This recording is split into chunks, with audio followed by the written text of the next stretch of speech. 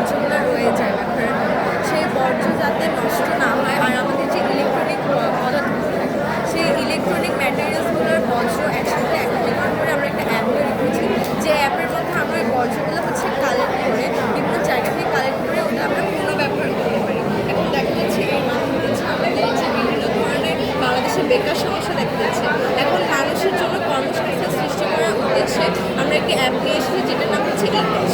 ওই অ্যাপের মধ্যে আমাদের যার যার বাসায় ইলেকট্রনিক পণ্য যেগুলো আমরা ব্যবহার করি না, সেই ইলেকট্রনিক পণ্যগুলো দেখা যায় যে পরবর্তীতে অনেক কাজে লাগতে পারে, আমাদের দেশের সম্পদ বা অর্থনৈতিক উন্নয়নে আমরা ওটা কাজে লাগাতে পারি। সেক্ষেত্রে ওই অ্যাপের মাধ্যমে একজন লোক ঘরে বসে তার ওটা ছবি তুলে তারপর সম্পর্কে জানাতে পারে, আর এর মাধ্যমে একটা ন্যায্য মূল্য ধার্য করার ফলে অটোমেটিক গিয়ে মানুষের কর্মসংস্থান সৃষ্টি হবে এবং রাইডারের মাধ্যমে সেটা আমাদের কাছে পৌঁছে আসলে আমরা সেটাকে ইনোভেশন করে বাংলাদেশের বিভিন্ন খাতে যেতে পারি। মানে একদম সাধারণের কাছ থেকে ইলেকট্রনিক্স ডিভাইস যেটা ব্যবহার করা হয়ে গেছে সেটাকে এখানে এই ওয়েবসাইটের মাধ্যমে বিক্রি করতে পারবে, তোমাদের কাছে পৌঁছাতে পারবে। বিভিন্ন ধরনের বড় বড় কোম্পানি যারা এগুলোকে পূর্ণ ব্যবহার করে বিভিন্ন খাতে লাগাতে পারে, তাহলে তো দেখা যাচ্ছে আমাদের বিভিন্ন ধরনের যে দূষণ, তারপর বাংলাদেশের যে বেকার সমস্যা সেটা তো থাকছে। মানে এর পুরনো ইলেকট্রনিক্স ডিভাইসটাকেই আবার বিভিন্ন জিনিস তৈরি করা হবে। ইলেকট্রনিক্স ডিভাইসে দেখা যাচ্ছে যে সোনা, তামার, হ্যাঁ অনেক কিছু আছে। হ্যাঁ অনেক কিছু, সেটা তো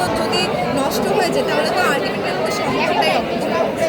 আর আমাদের তো গার্মেন্টস শিল্পের তো অনেক চাহিদা, তো একজন গার্মেন্টস ব্যবসায়ী যদি তার প্যান্টে যে পরিমাণ কাপড় আছে তার চেয়ে যদি অধিক উৎপাদন করে ফেলে সেটা তো পরবর্তীতে বর্জ্য হয়ে যাচ্ছে। তো সেই বর্জ্য না করে ওই বর্জ্য যদি আমরা কালেক্ট করে সেটাকে আবার খাতে লাগাতে পারি তাহলে তো সেটা আমাদের আরও পোশাক শিল্পের চাহিদা বাড়বে। Good idea, thank you.